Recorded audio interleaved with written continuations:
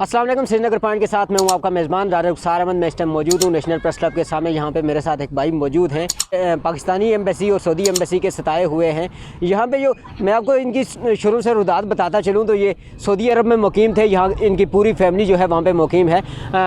वहाँ पर इनकी पैदाश भी वहीं पर है, इनकी वालदा वालद इनकी फैमिली सारी वहीं पर है। मगर इनको सऊदी एम्बेसी के ज़रिए जो है डिपोर्ट करके वापस पाकिस्तान फेंक दिया गया। और एक बार डिपोर्ट जो बंदा होता है वो तकरीबन 3 साल बाद वापस जा सकता है, मगर इनको 7 साल गुजरने के बावजूद भी ये वापस नहीं जा सकते। इनसे पूछते हैं कि इनका आखिर माजरा क्या है, ये क्या वजह है कि यहाँ पे ये जो है अपनी फैमिली के बगैर पाकिस्तान में मुकीम है, और ये किस लिए यहाँ पे सरापा एहतजाज है। सर जी, मैंने किया होता फॉरेन मिनिस्ट्री के और एम्बेसी के, पाकिस्तानी एम्बेसी के ख़िलाफ़ केस इधर पाकिस्तान में।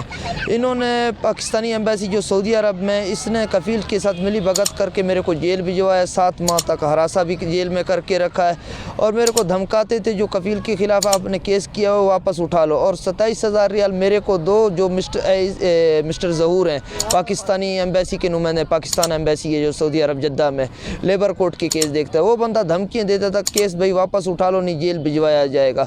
जब फैसला मेरा होना था, एक हफ्ता पहले फैसले के मेरे को उन्होंने सीधा जेल भिजवा दिया, शमेसी जेल।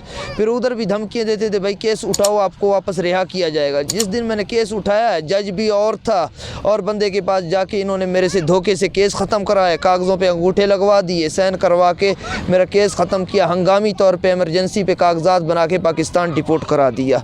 वो उधर की अदालत ने भी 27,000 रियाल रिजेक्ट कर दिए थे। कैसे हमारे पाकिस्तानी जो एम्बेसी का नुमाइंदा है वो मेरी मदद करे, हुआ तो मेरे को धमकी देता था 27,000 रियाल कफ़ील को दो।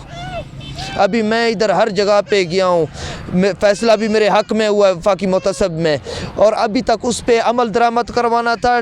उसके उनके फ़ॉरेन मिनिस्ट्री के ख़िलाफ़ तौहीन अदालत का नोटिस निकला, जो वफाकी मुतसब में DG साहब होते हैं, उसने केस ही बंद कर दिया, अमल दरामद नहीं करवाया। यानी कौन से बिना पे, कौन से यानी सबूत पे उसने केस बंद किया है। अगर वो बोल रहे हैं ये 2 बार डिपोर्ट हुआ है, मैं 1 बार डिपोर्ट हुआ हूँ, पाकिस्तान आया हूँ ज़िंदगी में पहली बार। मेरी वालदा की पैदाइश सऊदी अरब की है, मेरा ख़ानदान पूरा उधर ही बसा हुआ है। मेरे वालिद को 50 साल हो गए, वो पाकिस्तान आया नहीं जब पहली बार इधर सऊदी आ गया है। अभी कौन से बिना पे इन्होंने मेरे को रोक के रखा हुआ। ये बोलते हैं ये 2 बार डिपोर्ट हुआ, मैं तो 1 बार डिपोर्ट हुआ हूँ। अगर 2 बार डिपोर्ट हुआ, मैं बोल रहा हूँ सऊदी इमिग्रेशन की रिपोर्टें पेश करो।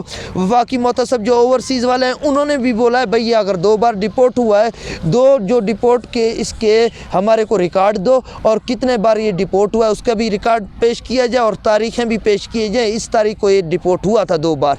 और दूसरी बात है, दोनों के रीज़न बताए जाएँ किस बिना पे ये डिपोर्ट हुआ है। अभी आप क्या मुतालबात करना चाहते हैं, सऊदी एम्बेसी से या पाकिस्तानी एम्बेसी से? मैं सऊदी दफ्तर ख़ारजा से और पाकिस्तानी दफ्तर ख़ारजा दोनों से अपील करता हूँ। ये तो मेरा साथ नहीं दे रहे जो मिनिस्ट्री पाकिस्तान है, ये तो झूठे रिपोर्टें पेश कर रहे हैं। यानी एक सऊदिया को गलत बयान, यानी गलत कर रहे हैं, और सऊदिया झूठे हैं। ये वो रिपोर्ट 2 दफ़ा का आपका दे रहे हैं। अगर 2 दफ़ा मैं डिपोर्ट हुआ, सऊदी मिनिस्ट्री को मैं बोलता हूँ और सऊदी एम्बेसी को, क्योंकि सऊदी मिनिस्ट्री ने बोला ये बंदा शख्स पाकिस्तान के अंदर है, इसका केस देखेगा सऊदी एम्बेसी जो इस्लामाबाद के अंदर है। उन्होंने अभी तक 3 महीने हो गए, उनको रिमांडर कितने लिखे गए, जवाब अभी तक उन्होंने नहीं दिया। अगर मैं 2 बार डिपोर्ट हुआ मेरे को सज़ा दो, अगर मैं 1 बार डिपोर्ट हुआ मेरे इसके वीज़ा बहाल करने का और मेरे को वापसी का, सऊदी अरब का मेरा वापसी किया जाए, क्योंकि मैं इधर थक चुका हूँ। 7 साल हो गए, मैं 1 बार डिपोर्ट हुआ। क्यों सऊदी पाकिस्तानी मिनिस्ट्री लिख रहा है, सऊदी एम्बेसी बोल रहा है ये 2 बार डिपोर्ट हुआ। अगर 2 बार डिपोर्ट हुआ, दोनों रिपोर्ट मेरे को दिया जाए, इस रीज़न पे ये डिपोर्ट हुआ है। आखिर क्या वजह क्या है इसके पीछे कि आपको वापस भी नहीं जाने दे रहे, इधर भी आपकी जो है ना वो नेशनलिटी नहीं बहाल कर रहे? आखिर वजह क्या है इस बार? मसला ये है, जो एम्बेसी का नुमाइंदा जिसके खिलाफ मैं दरख्वास्तें दे रहा हूँ उसके खिलाफ कोई कानूनी कार्रवाई नहीं हो रहा है, उसको बचाया जा रहा है। जो पाकिस्तान फॉरेन मिनिस्ट्री है उसको बचा रहा है। किस लिए बचा रहा है मेरे को नहीं समझ। जिसने मेरे से रिश्वत मुतालबा किया है उसके खिलाफ कोई कानूनी कार्रवाई नहीं हो रहा। ज़ाहिरी बात है उसको बचा रहे हैं। अगर 1 बार का देते हैं, मैं सच्चा हो जाता हूँ, फिर ये फंस जाएंगे। इन्होंने मेरे को झूठा रिपोर्ट करवाया, और मैं मुतालबा ये सऊदी गवर्नमेंट से करता हूँ मेरे को पुराने वीज़े पे बहाल किया जाए। मैं बेगुनाह इधर भेजा गया हूँ, बेगुनाह जेल में रहूँ 7 महीने शमेसी के अंदर, क्योंकि फ़ैसला मेरे हक़ में होने वाला था। क्यों इन्होंने बेगुनाह मेरे को जेल में रखा गया, शमेसी जेल में? मेरा क्या कसूर था, मेरे को कसूर भी बताया जाए, क्योंकि मेरे को इसने जो कफ़ील है उसने 5-7 मरतबा मेरे को ये किया है ब्लैक लिस्ट। कौन से बिना पे किया है उसने भी, अदालत में भी पूछा है। फ़ैसला भी मेरे हक़ में होने वाला था। 27,000 रियाल का जो डिमांड था वो लेबर कोर्ट ने रिजेक्ट कर दिया सऊदी अरब जद्दा की। जी बिल्कुल, मेरे साथ भाई मौजूद थे। इनने बताया कि किस तरह से इनके साथ जुल्म और ज़्यादती का इन्हें निशाना बनाया जा रहा है। इनको वापस जो है सऊदी अरब नहीं जाने दिया जा रहा। आखिर इसके पीछे वजह क्या है, और इनका हुकूमत से ये मुतालबा है कि इन्हें जल्द अज जल्द जो है इनका केस सॉल्व किया जाए, इन्हें वापस जो है इनके बहन भाइयों के पास, इनकी फैमिली के पास भेजा जाए, ताकि ये भी जो है आम इंसान की तरह खुशी ज़िंदगी गुजार सकें।